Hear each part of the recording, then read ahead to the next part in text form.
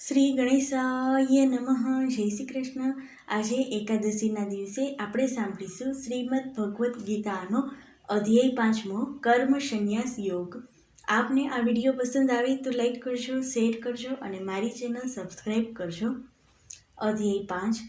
અર્જુન બોલ્યા, હે કૃષ્ણ, તમે એક બાજુ કર્મોના સંન્યાસની અને વળી બીજી બાજુ કર્મયોગની પ્રશંસા કરો છો, તો આ બંનેમાંથી જે એક મારા માટે ચોક્કસપણે કલ્યાણકારી સાધન હોય તે કહો.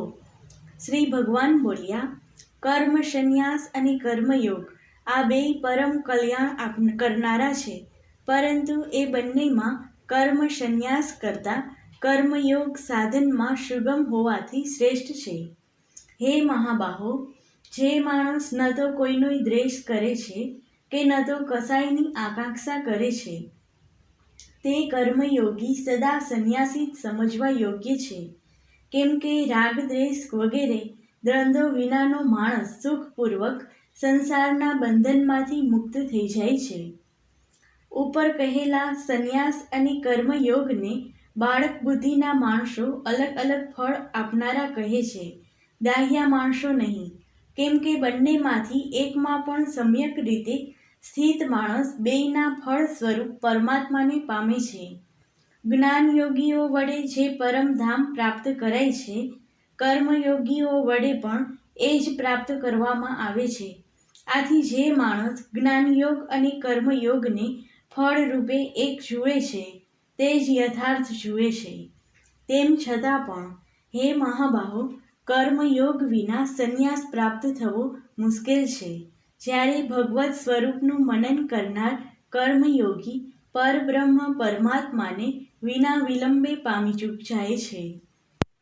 જેનું મન પોતાને વશ છે, જે જીતેન્દ્રિય છે, જેનું અંતઃકરણ વિશુદ્ધ છે, તથા સઘળા પ્રાણીઓના આત્મા સ્વરૂપ પરમાત્મા જ જેનો આત્મા છે, એવો કર્મયોગી કર્મ કરતો હોવા છતાં પણ તેનાથી લેપાતો નથી.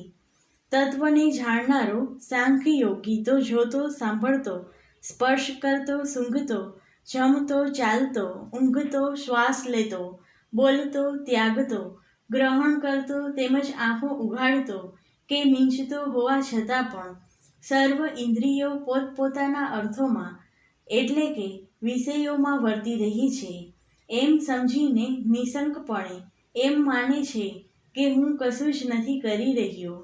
જે માણસ બધા કર્મોને પરમાત્મામાં અર્પીને તેમજ આસક્તિને છોડીને કર્મ કરે છે, એ માણસ જળથી કમળના પાંદડાની પેઠે પાપથી લેપાતો નથી.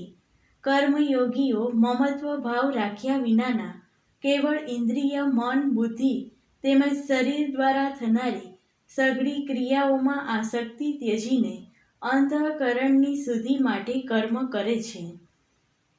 કર્મયોગી કર્મોના ફળને ત્યજીને ભગવત પ્રાપ્તિ સ્વરૂપ શાંતિ પ્રાપ્ત કરે છે. જ્યારે સકામ માણસ કામનાની પ્રેરણાથી ફળમાં આસક્ત થઈને બંધાય છે.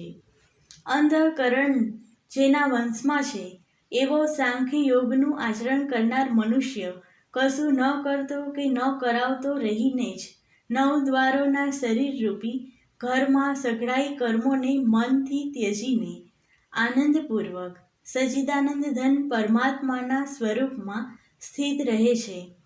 પરમેશ્વર માણસોના ન તો કર્તાપણાને, ન કર્મોને કે ન તો કર્મફળના સંયોગને સર્જે છે, પણ સ્વભાવ અર્થાત ત્રિગુણમયી પ્રકૃતિ જ પ્રવર્તે છે. સર્વવ્યાપી પરમેશ્વર ન તો કોઈના પાપ કર્મને ગ્રહણ કરે છે કે ન કોઈના શુભ કર્મને, પરંતુ અજ્ઞાન વડે જ્ઞાન ઢંકાયેલું છે. એનાથી જ બધા અજ્ઞાની માણસો મોહ પામે છે. પણ જેમનું એ અજ્ઞાન પરમાત્માના તત્વજ્ઞાન વડે નષ્ટ કરી નાખવામાં આવ્યું છે, એમનું એ જ્ઞાન સૂર્યની જેમ એ સચ્ચિદાનંદ ઘન પરમાત્માને પ્રકાશિત કરી દે છે, એટલે કે પરમાત્માના સ્વરૂપનો સાક્ષાત્કાર કરાવે છે.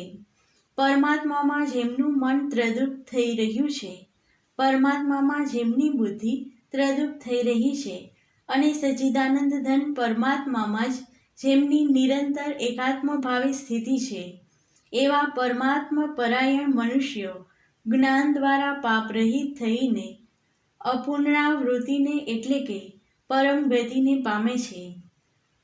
એવા જ્ઞાનીજનો વિદ્યા અને વિનયશીલ બ્રાહ્મણમાં તથા ગાય, હાથી, કૂતરા અને ચાંડાળ માય સમાન દ્રષ્ટિવાળા જ હોય છે.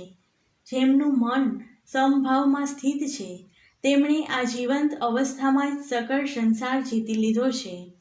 કેમ કે સચ્ચિદાનંદ ઘન પરમાત્મામાં નિર્દોષ અને સમ છે, માટે તેઓ સચ્ચિદાનંદ ઘન પરમાત્મામાં જ સ્થિત છે.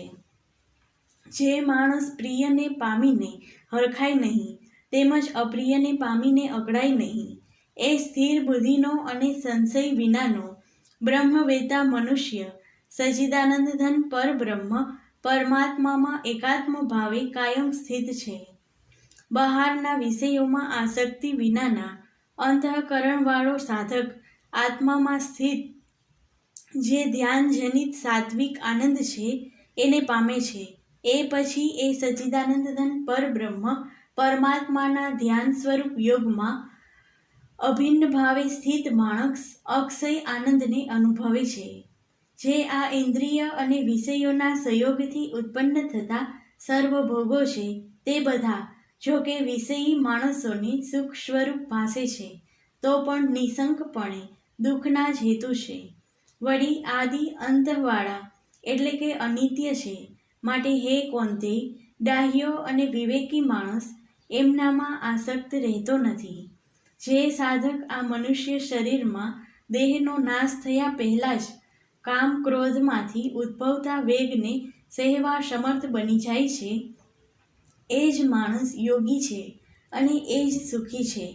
જે માણસ અંતરાત્મામાં જ આનંદ અનુભવનારો છે, આત્મામાં જ રમનારો છે અને જે આત્મામાં જ જ્ઞાન સ્વરૂપ પરમાત્માનો અનુભવ કરનારો છે, એ સચ્ચિદાનંદ ઘન પરબ્રહ્મ પરમાત્માની સાથે એક્ય પામેલો સાંખ્યયોગી શાંત બ્રહ્મને પામે છે. જેમના સઘળા પાપ નષ્ટ થઈ ચૂક્યા છે, જેમના સઘળા સંશયો જ્ઞાન દ્વારા નિવૃત્ત થઈ ચૂક્યા છે, જેઓ સર્વ પ્રાણીઓના હિતમાં રત છે, તેમજ જેમનું જીતાયેલું મન નિશ્ચળ ભાવે પરમાત્મામાં સ્થિત છે, એવા બ્રહ્મવેત્તા માણસો શાંત બ્રહ્મને પામે છે. કામ ક્રોધ વિનાના જીતેલા ચિત્તવાળા પરબ્રહ્મ પરમાત્માનો સાક્ષાત્કાર કરી ચૂકેલા જ્ઞાનીજનો માટે ચારે કોર શાંત પરબ્રહ્મ પરમાત્મામાં જ પરિપૂર્ણ છે. બહારના વિષય ભોગોનું ચિંતન કર્યા વિના તેમને બહાર જ ત્યજીને અને આંખોની દ્રષ્ટિને ભ્રમરોની મધ્યમાં સ્થાપીને તથા નાસિકામાં વિચરતા પ્રાણ અને અપાન વાયુને સમ કરીને જેણે ઇન્દ્રિયો, મન અને બુદ્ધિને જીત્યા છે, એવો જ મોક્ષપરાયણ મુનિ ઈચ્છા, ભય અને ક્રોધ વિનાનો થઈ ગયો છે. તે સદા મુક્ત જ છે. મારો ભક્ત મને સર્વ યજ્ઞો અને તપોનો ભોગવનાર, સકળ લોકોના ઈશ્વરનો ઈશ્વર તેમજ સઘળા પ્રાણીઓનો સુહૃદય એટલે કે સ્વાર્થ વિના દયાળુ અને પ્રેમ કરનાર એવો તત્વથી જાણીને શાંતિને પામે છે. કર્મ સંન્યાસ યોગ નામનો 5મો અધ્યાય સમાપ્ત.